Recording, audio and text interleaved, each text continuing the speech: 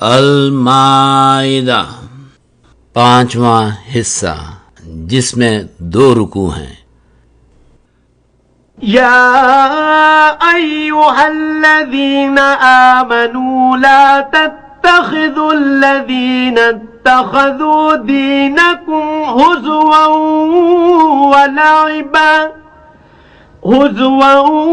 ولعبا من الذين أوتوا الكتاب من قبلكم والكفار أولياء واتقوا الله إن كنتم مؤمنين وإذا ناديتم إلى الصلاة اتخذوها هزوا ولعبا ذلك بأنهم قوم لا يعقلون قل يا أهل الكتاب هل تنقمون منا إلا أن آمنا بالله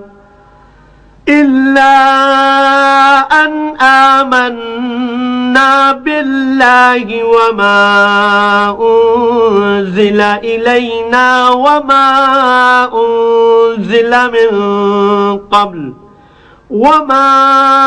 أنزل إلينا وما أنزل من قبل وأن أكثركم فاسقون قل هل أنبئكم بشر من ذلك مثوبة عند الله من لعنه الله وغضب عليه وجعل منهم القردة والخنازير وعبد الطاغوت أولئك شر مكانا وأضل عن سواء السبيل وإذا جاءوكم قالوا آمنا وقد دخلوا بالكفر وهم قد خرجوا به والله أعلم بما كانوا يكتمون وترى كثيرا منهم يسارعون في الإثم والعدوان وأكلهم السحت لبئس ما كانوا يعملون لولا ينهاهم الربانيون والأحبار عن قولهم الإثم وأكلهم السحت لبئس ما كانوا يصنعون وقالت اليهود يد الله مغلولة غلت أيديهم ولعنوا بما قالوا بل يداه مبسوطتان ينفق كيف يشاء وليزيدن كثيرا منهم ما أنزل إليك من ربك طغيانا وكفرا وألقينا بينهم العداوة والبغضاء إلى يوم القيامة كلما أوقدوا نارا للحرب أطفأها الله ويسعون في الأرض فسادا والله لا يحب المفسدين ولو أن أهل الكتاب آمنوا واتقوا لكفرنا عنهم سيئاتهم ولأدخلناهم جنات النعيم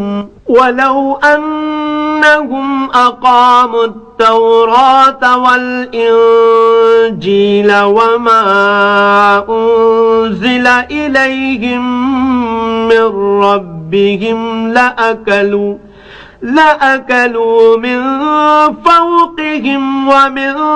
تحت أرجلهم منهم أمة مقتصدة وكثير منهم ساء ما يعملون. اے ایمان والو، جن لوگوں کو تم سے پہلے کتابیں دی گئی تھیں ان کو اور کافروں کو جنہوں نے تمہارے دین کو ہنسی اور کھیل بنا رکھا ہے دوست نہ بناؤ، اور مومن ہو تو اللہ سے ڈرتے رہو. اور جب تم لوگ نماز کے لیے اذان دیتے ہو تو یہ اسے بھی ہنسی اور کھیل بناتے ہیں، یہ اس لیے کہ سمجھ نہیں رکھتے. کہو کہ اے اہل کتاب، تم ہم میں برائی ہی کیا دیکھتے ہو سوائے اس کے کہ ہم اللہ پر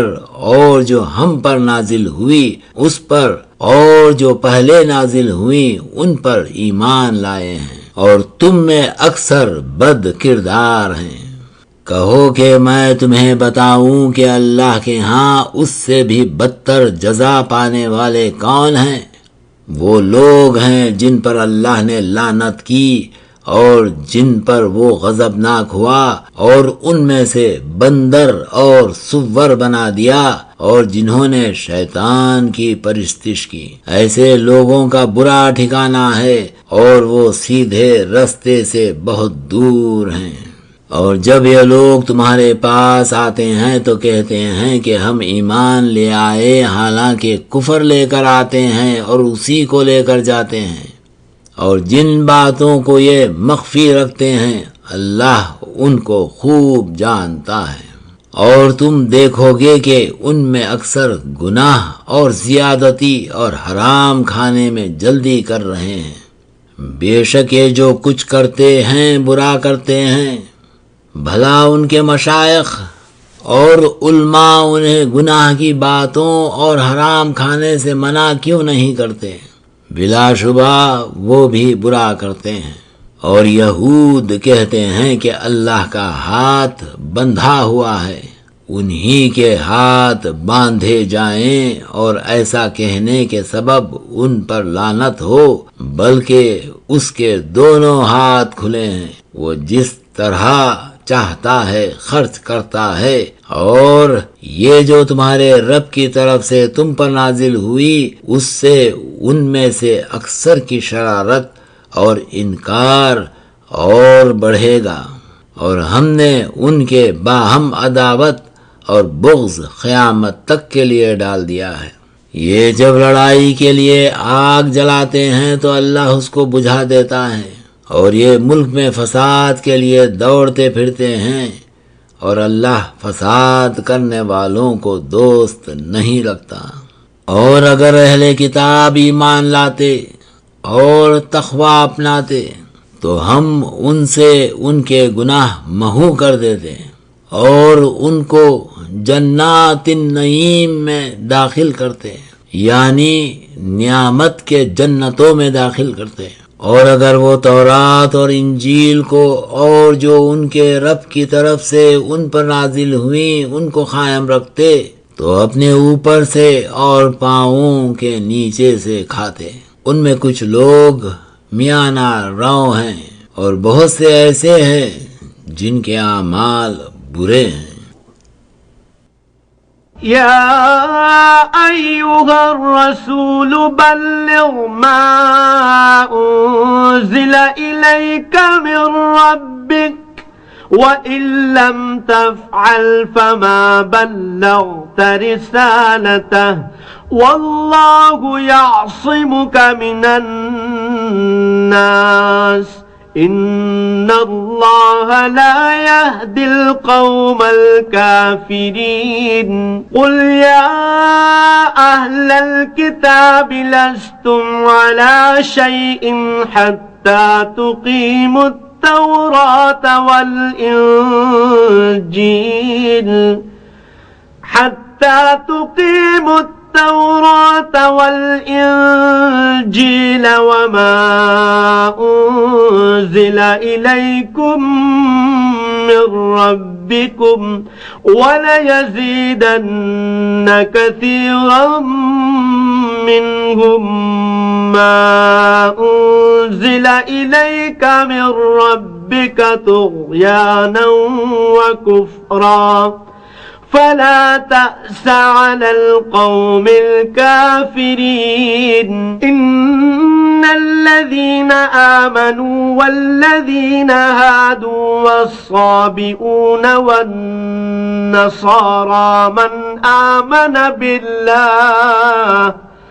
من آمن بالله واليوم الآخر وعمل صالحا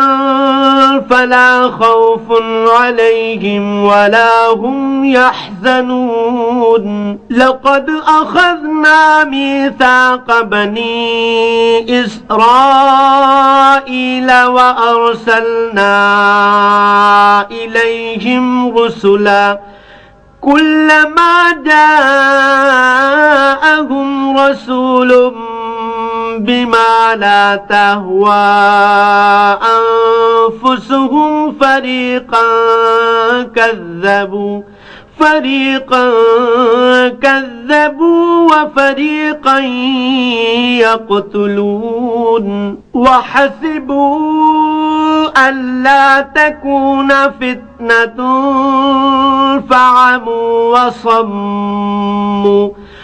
فعموا وصموا ثم تاب الله عليهم ثم عموا وصموا كثير منهم والله بصير بما يعملون لقد كفر الذين قالوا إن الله هو المسيح ابن مريم وقال المسيح يا بني إسرائيل اعبدوا الله ربي وربكم إنه من يشرك بالله فقد حرم الله عليه الجنة ومأواه النار وما للظالمين من أنصار لقد كفر الذين قالوا إن الله ثالث ثلاثة وما من إله إلا إله واحد وإن لم ينتهوا عما يقولون ليمسن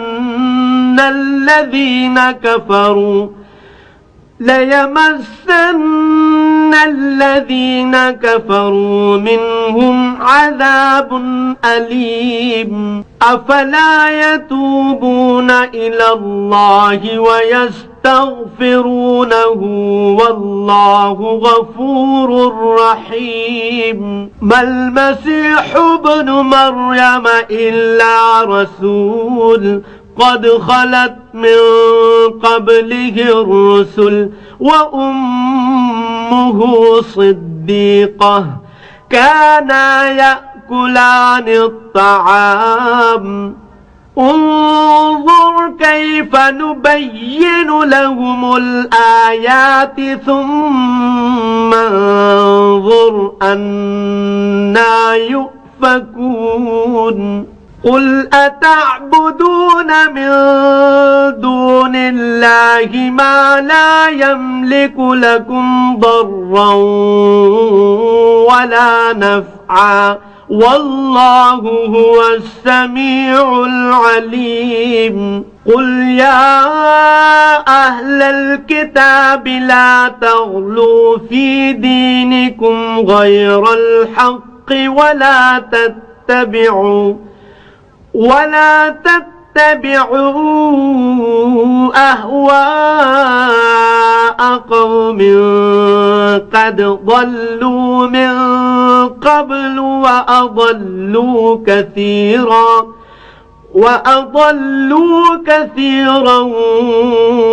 وضلوا عن سواء السبيل. اے رسول، جو ارشادات اللہ کی طرف سے تم پر نازل ہوئے ہیں سب لوگوں کو پہنچا دو، اور اگر ایسا نہ کیا تو تم اللہ کے پیغام پہنچانے میں خاسر رہے، یعنی پیغمبری کا فرض ادا نہ کیا، اور اللہ تم کو لوگوں سے بچائے رکھے گا، بے شک اللہ کافرین کو ہدایت نہیں کرتا۔ کہو کہ اے اہل کتاب، جب تک تم تورات اور انجیل کو اور جو تمہارے رب کی طرف سے تم لوگوں پر نازل ہوئیں ان کو قائم نہ رکھو گے، کچھ بھی راہ پر نہیں ہو سکتے، اور یہ جو تمہارے رب کی طرف سے تم پر نازل ہوا ہے اس سے ان میں سے اکثر کی سرکشی اور کفر اور بڑھے گا، تو تم قوم کفار پر افسوس نہ کرو۔ جو لوگ اللہ پر اور روز آخرت پر ایمان لائیں گے اور عمل نیک کریں گے، خواہ وہ مسلمان ہو یا یہودی یا ستارہ پرست یا عیسائی، ان کو نہ کچھ خوف ہوگا